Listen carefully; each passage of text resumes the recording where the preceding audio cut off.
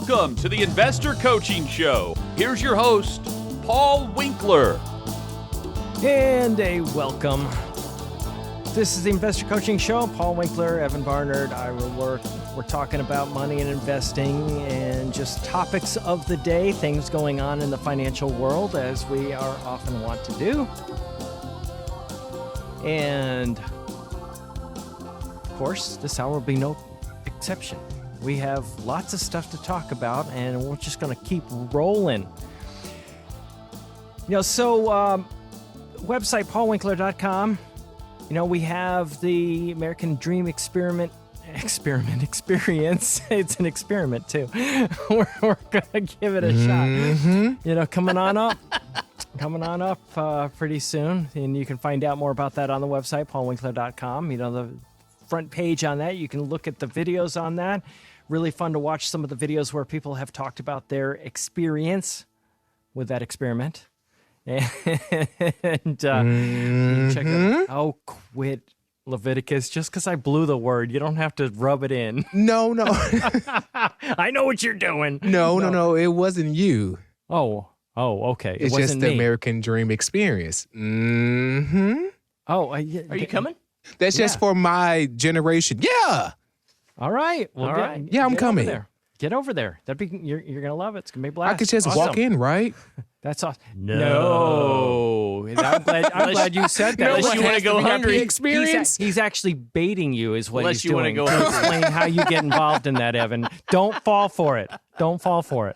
No, you can fall for it. Go ahead. What happens? So people that you come to the website, and if you want some more information, just click that. Learn more or whatever, and that'll ask for your email and phone number so we can reach out and answer your questions. If you are married, both of you need to attend. It'd be like going to a marriage retreat, only you had one part of the couple. Yeah. And if you're single, fine. It's not only for couples. Mm-hmm.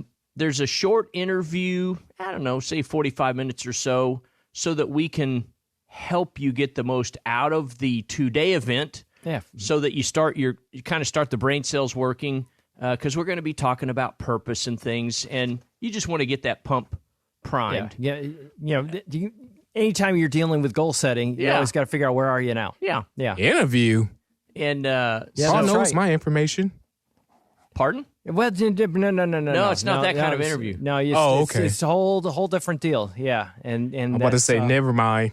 Yeah, whole different deal. But it's it's a lot of stuff that you don't normally think about.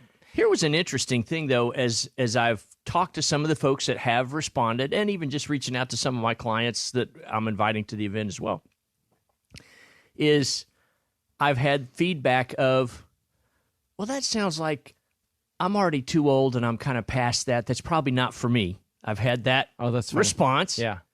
And then I've also had, I don't really know if I'm old enough for that. I mean, I'm just starting out. I mean, it's kind of like anything. It's just everyone is, that sounds good, but maybe that's not for me. Well, it's just like it's like with anything, you're dealing with different issues at different ages. Yeah, exactly. And that's why I always get a kick out of what we do, because I tell people I feel like we live in a time machine, because we deal with people in their 20s, and it's a whole different set of issues than when you're in your 30s and your 40s and 50s, 60s, 70s, and 80s. Yeah. And, it may be that people are looking more at, how do we pass the assets? What do we want to do with what we have left? How do we help our kids out? And those types of things. It'll be, if you're older, there might be that. If you're younger, you're sitting there going, hey, let's get at this early, because I don't want to be that person that's 50 years old that looks back and go, I wish I met you guys 20 years ago. Right. And we hear that all the time. So that's a misnomer to say that you're too young or too old. Actually, I think that for the younger person, it's phenomenal, because they can get the foundation of solid, concrete evidence of investing at a really early age. Yeah. And then they're set up for the rest of their life. Yeah. Yeah. Rather than making mistakes along the way and being farther behind than you want to be and trying to figure out how am I going to catch up. Yeah, you don't want to learn from your own mistakes. So I always say, learn from other people's mistakes. And that is what we're doing. I mean, look at it. We got 70, 80 years of academic research on investing. And what is that? Where did that academic research come from? Other people's mistakes. And you can avoid that. And, we know so much more. I mean, you look at you look at the research on where returns come from, the multi-factor models, and I'll never forget Fama coming out and saying, the guy that won the Nobel Prize in 2013, 95% of returns are driven by 3 factors. He said that leaves science 5%. I mean, that's basically it. And you have, as what we call in statistics, an error factor, which is you have it's not error as in mistake. It's as in we don't know what the other part of the return comes from. But 95% is a lot of it. If you look at that and go, wow, that's way more than we just had a 2-factor model. Right. Or the 1-factor model. Go back even before that. And you look back and you go, wow, before it used to be just you had stocks and bonds and that was it. You didn't have anything else. And that was the 1 factor that you dealt with back in the 70s. And now we have all of this research and you look at all the different factors, we're up to 6. And you go, wow, now we really have a handle on how investing academically, how it works. Where returns come from, how you put your portfolio together, what are the mistakes you want to avoid, how do you do this? But more importantly is the first day where you're sitting there and going, what do I want to do with my life? Yeah. What is it that money's just a tool to express what you value? Let's have that conversation. Let's get a husband and wife on the same page if you're married. So let's get to where we're both working toward the same thing. It's interesting because this correlates with what I've talked about before, studies of people that just live together. The study that came out with people that just live together have a fraction of the wealth than people that are married. So you have a couple, they just live together. And the reason is because they're not on the same page. They don't know when this thing is going to split apart. So what they don't do is they don't put their assets together and they don't start to work together toward a common goal.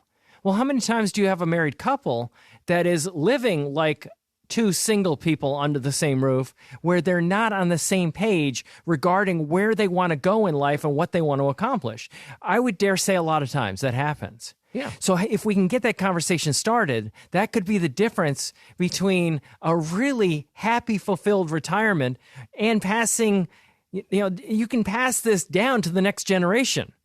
Maybe you can say, hey, maybe, you and I didn't do this quite right. But if we can start to learn this now, even in our 60s and 70s, maybe we can pass this down to the next generation in a way that could be meaningful for them. And maybe this is where the ignorance stops. In other words, ignorance isn't stupidity. It's just not knowing something.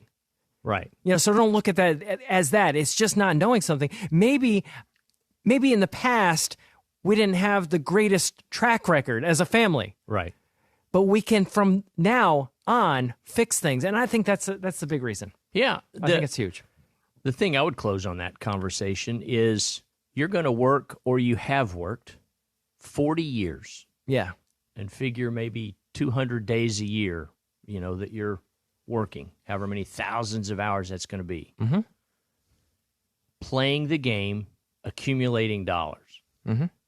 It is worth taking 2 days out of that 40 years to maximize how you're going to use it all and figure out, why am I playing the game in the first place?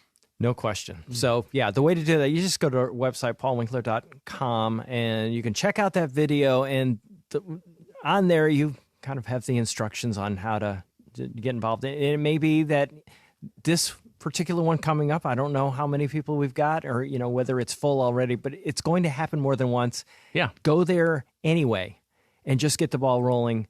Even if it's not this particular one coming up in February that you can make it to, even if it's a future one, just get the ball rolling, just simply because I think this is going to be a really big deal. We've been working on this for years, and I think it's going to be great for our listeners. Cool. All right. So I had a question. One of the things that we've been seeing recently is interest rates going up at banks. And somebody was asking about, fixed income part of an investment portfolio. Should we just replace it with like treasuries? Because they're paying a higher interest rate now than they have been in the past, or CDs and money market accounts. And, in reality, it's a great time to start looking around for other investment vehicles for your short-term investments. Now, there are various time horizons when it comes to your investing. So let's say that I've got a time horizon, at least 10 years. I'm not going to spend all this money for at least 10 years. That would be a place that you might use an all-stock portfolio because historically speaking, we would be hard-pressed to find a 10-year period where you have a negative return over 10 years. Now, it would really stink if you had no return over a 10-year period. But the reality of it is that would be, it wouldn't be like Bernie Madoff came and took all your money if that happened. If we look at the vast majority of 10-year periods with an all-stock portfolio throughout all of history, all of recorded history, you have a positive to a significantly positive return over 10-year periods. All right? So that's why we talk about time horizons. If we're looking at, I'm going to spend all this money in 6 to 9 years, might be 75% stocks, 25% fixed income. Utilizing all of what we typically talk about here, the types of diversification, all of that. Now, if the time horizon is less than 1 to 2 years, that's where cash type investments make sense.